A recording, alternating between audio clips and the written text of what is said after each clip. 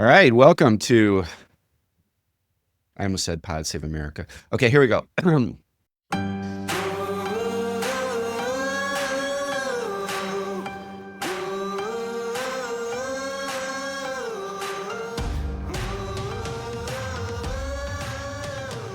Welcome to Check the Balance, a political podcast by everyday Americans for everyday Americans. Just a couple of guys, that's you and I, Jeff, doing our bit to figure out how to help our country and maybe protect the integrity of the Constitution along the way. Never thought I would say that, but here we are. And also work on our own emotional well-being as we do this, right? Yeah, it's clearly a therapeutic endeavor. But yeah, man, I think, this is our second episode. We're kind of continuing the dialogue. I think we have kind of stumbled on a theme that I know we want to talk about. And I know that there's, I think, a bit of news that we can use to sort of tee up the theme, which I think makes sense to just jump into if you're into that. Yeah. You found the article. It was in the New York Times. It was only a couple days ago. And it really kind of stems off of the recent transportation of a few hundred alleged hardened criminals from a Venezuelan gang down to a mega prison down in El Salvador. The White House went along and kind of executed that. And in the process of doing that, at some point, decided to not pay attention to an order by a federal judge. And there became a whole bunch of questions in terms of, hey, shouldn't that branch listen to that other branch? And that's a problem. And then what happened after that was Trump then went to Truth Social and threw out some disparaging remarks about the federal judge who placed that order, calling him an agitator and a leftist, and basically kind of inflaming a situation that caused the Supreme Court Justice Roberts to rebuke Trump in a statement saying that, hey, look, Trump's calling for an impeachment of this federal judge. That's not how we solve problems over 250 years of the history of this country. And that's generally at a high altitude of the story. But the article that you found was that because of this back and forth, there's a whole bunch of folks out there that take these words that come from our president and come from others and decide to act on it. And that those actions can be scary. So that's sort of where we wanted to start, I think. But what do you can fill in the gaps, I'm sure. Yeah, what I took from that article was a lot about the fear and the threats that the federal judges are taking, right? And some of those are implicit threats. A lot of those are explicit threats. There was a judge, I think it was back in 2021, whose son was killed, right, by somebody that was aggressive. And this is that I think the article also makes the point that this has happened on both sides, but there have been liberals that have gone after conservative judges. And right now we're in a moment that the executive branch that we have right now is calling judges, I might get the words a little bit wrong, but liberal lunatics, and calling for impeachment, which inflames his base and causes people to act, right? And it injects fear into our national conversation. I think that, and so what are the outcomes of that, right? Maybe there's some judges that get killed, which would be really bad. There's a little bit of concern that, judges might think hard before they make a hard decision, although there's been no evidence of that. I think the good news is that judges seem to be fulfilling their role and saying, damn the torpedoes, right? But the other piece of good news is that Trump right now is saying that he'll abide by federal courts and that he will not ignore the courts, although I think there's some shaving around the edges that people could argue, but I don't know that it's useful for us to argue on that today, right?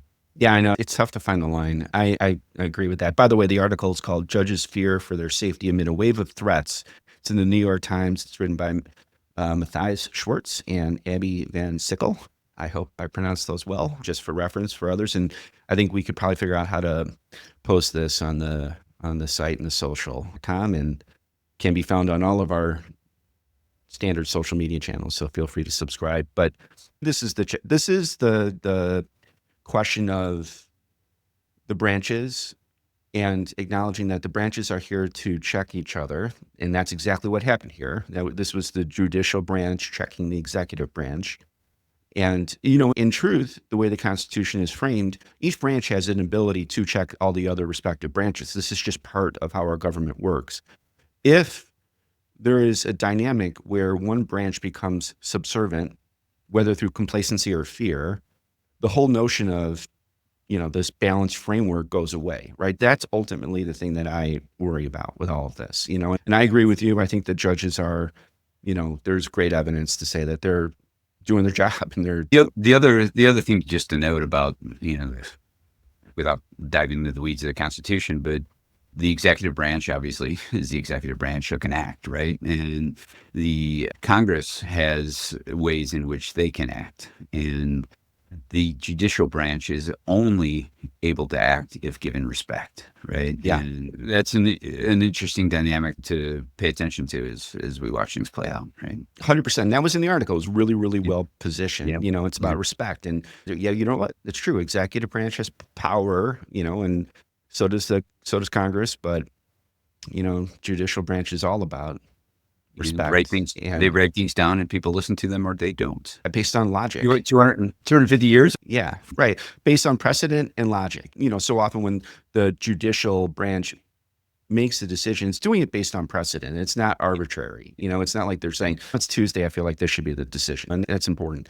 One of the things that occurred to me with the deportee situation, and I bring it up not because I think we need to debate whether that was the right decision or not to deport, what arguably are very violent people out of our country, but the notion of the way I was trying to think through it, breaking it through in my mind was it really the executive branch not listening to the judicial branch, right? So bear with me for a second. It's sort of the way I read it was plane is in the air, the decision comes down, and it could have been, the timing could be different, but that's how I read it. And they just didn't turn around the plane. They just finished up what they were doing. That's true on two of the planes, and the third plane took off after not only the verbal order, but also the written order was entered into the docket. The third plane took off. Okay. And then there was all kinds of arguments about, well, those were a different set of people that were not covered by the alien. I forget the name of the act. We should probably Right. The act of 18 something or another, like it's very old. Exactly. Which, I can end up spinning into all these different tangents. But one of the things that I thought about was, okay, so this federal judge, which was not a Supreme Court judge, this isn't as if it was a ruling that came from the Supreme Court. It came from the federal judicial system. I'm not even sure what tier, right? And, I was listening to it was a federal circuit court. Okay, great. Circuit court, which makes perfect sense, right? I think that's a first tier type thing. And I was listening to an interview, and it was one of the Steve Miller, and man, they were hot, and I think from what I understand, I saw one, which was not Fox, but then I guess there was one that was pretty hot on Fox too, which tells you a ton. And in that interview, the one I saw, he was saying, hey, look, we're going to act, and we're not going to be beholden to the bureaucracy of the judicial branch, because we've got real problems and we got to get through this stuff. And I'm processing the logic in the way that I'm trying my best to be very open-minded, through the whole thing. And coming from a business background, you and I share a business background. You and I are not fans of committees, I'm trying to acknowledge this stuff in real time. But the other thing that I got from his commentary was, we're going to appeal. He made a decision, we're going to appeal. And we think by the time it gets to the Supreme Court, we're going to be held, in the right side of this thing. Yep.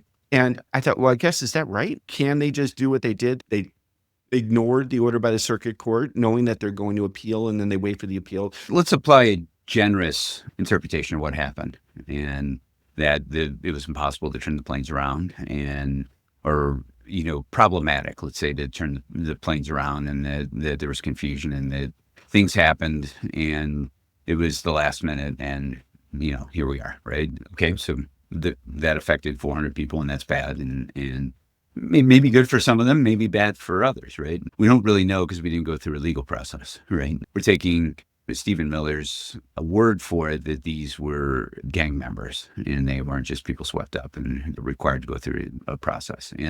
And then there's the whole legal discussion of whether gang members have to go through the legal process as well, right? But let's just set all that aside and say that this is an open question for courts. Now what happens next, right? And there have been some in the Trump camp that have talked about continuing to move forward with the flights, right? Which is in conflict with what you just spoke about, Stephen Miller saying we're going to, take it to the Supreme Court and let the ruling happen, right? So in the big picture, if a couple planes go off and then they stop and then they allow it to go through the Supreme Court, then, then it's pressing pressing against boundaries, but, everybody can interpret whether it's going to cross boundaries.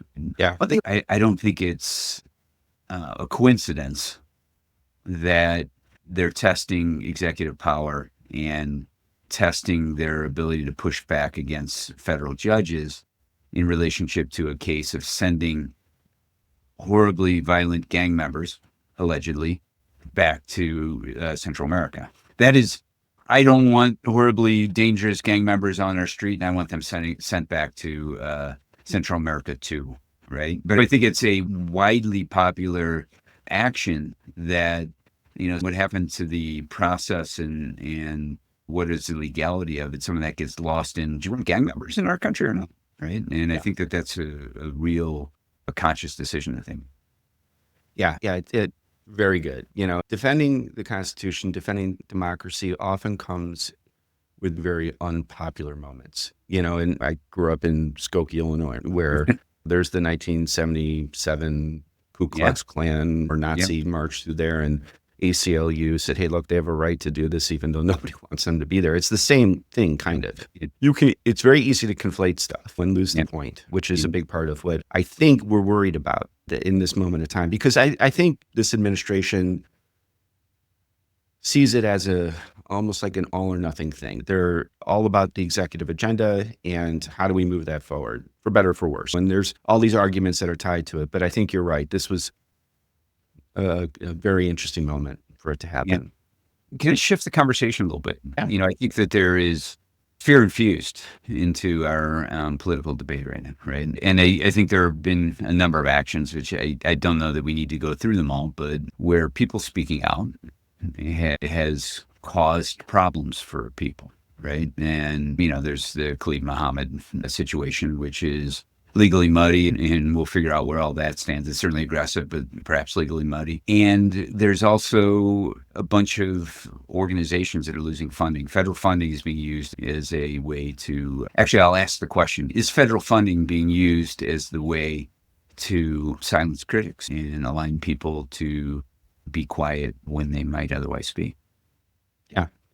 Yeah, I think that's a byproduct for sure. I think that is that motive or is that byproduct? In the sense that I think in many ways the motive of some of the cuts that are happening in the federal government are, it was so hard not to go into like draconian or whatever it is, but just to say there is a prescription there. That I believe that there's this thought process that the federal government is bloated beyond its charter. This is why it needs to be peeled back. That's the sort of cerebral rationale for the whole thing. I'm not going to get into how it's being done and all that other things, right? Yeah. If the intent is to create fear, right? But I do think it's a byproduct for sure, where if because of these things are happening, people are saying, well, I'm not going to call attention to my part of this thing because I don't need them looking under this rock, whatever that is. And, and it's a little bit like, again, if we do the business thing, it's just like, hey, there's a merger and there are redundancies and blah, blah, blah. And, that's not the time where your business unit stands up and says, hey, look at us. You know what I mean? That's in there too,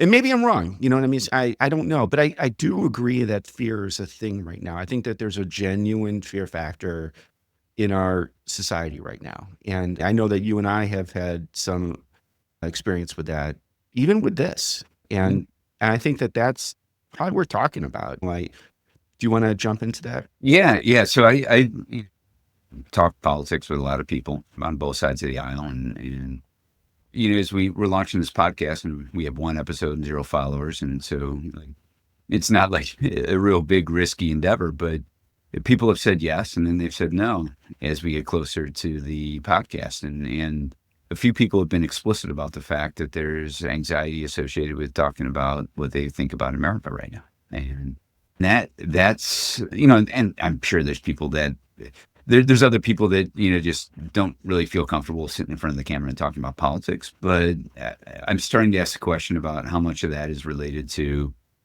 oh shit, I work for a hospital, or I work for a bank, or I work for a school. And The administration will not. The administration leadership will, or worse, will not. If they find out that I talked about, what is maybe the least radical thing in the world, like should we follow laws, that's maybe going to be bad for me. And maybe that's not something I really want to deal with from a work perspective, or even showing up in the hockey team locker room or the family dinner, or the family dinner.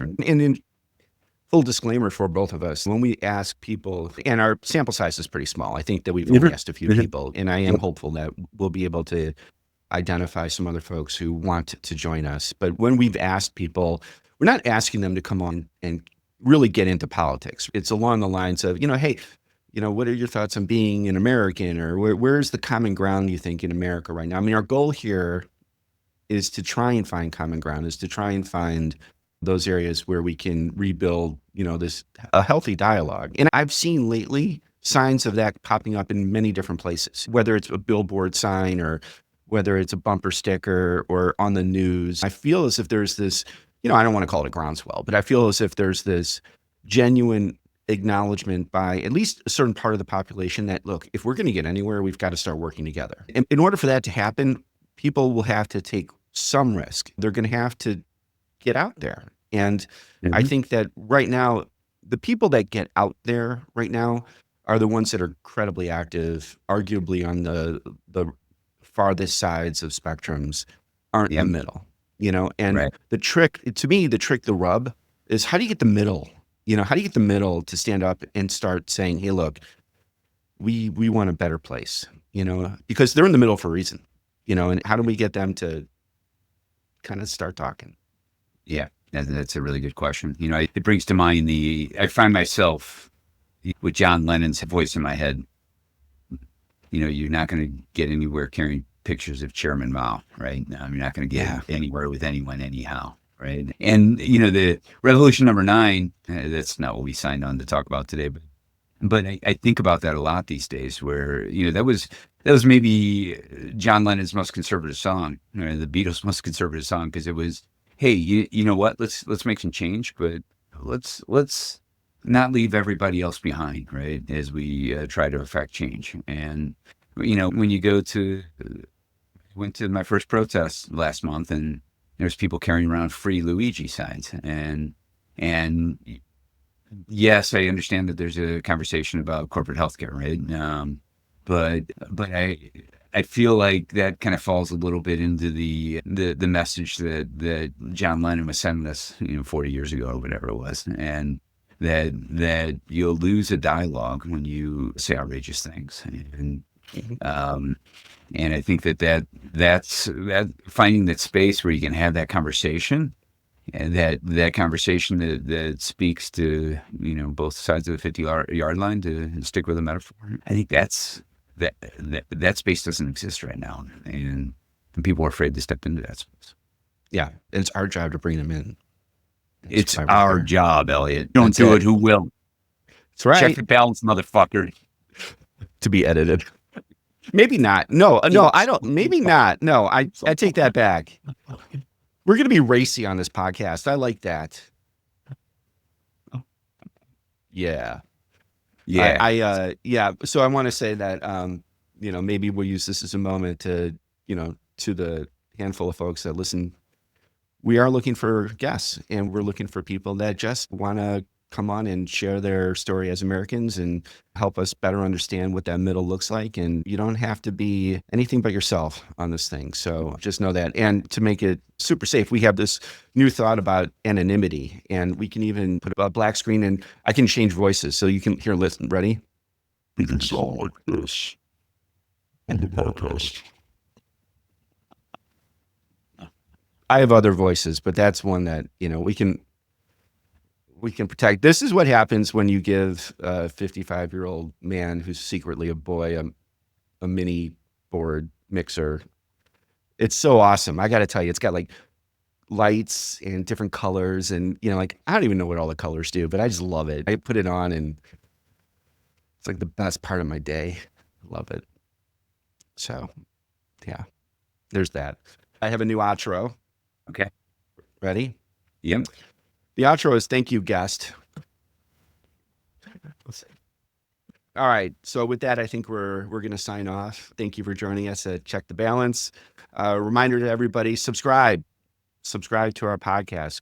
Go to checkthebalance.com. There's any number of buttons on that thing to get you to go to any other social media channel. You can also find us on YouTube, Instagram, TikTok, and X, formerly Twitter, where you can subscribe to Check the Balance. And in 3 of those, check is spelled CHK because, the other one was taken. So that's our outro now.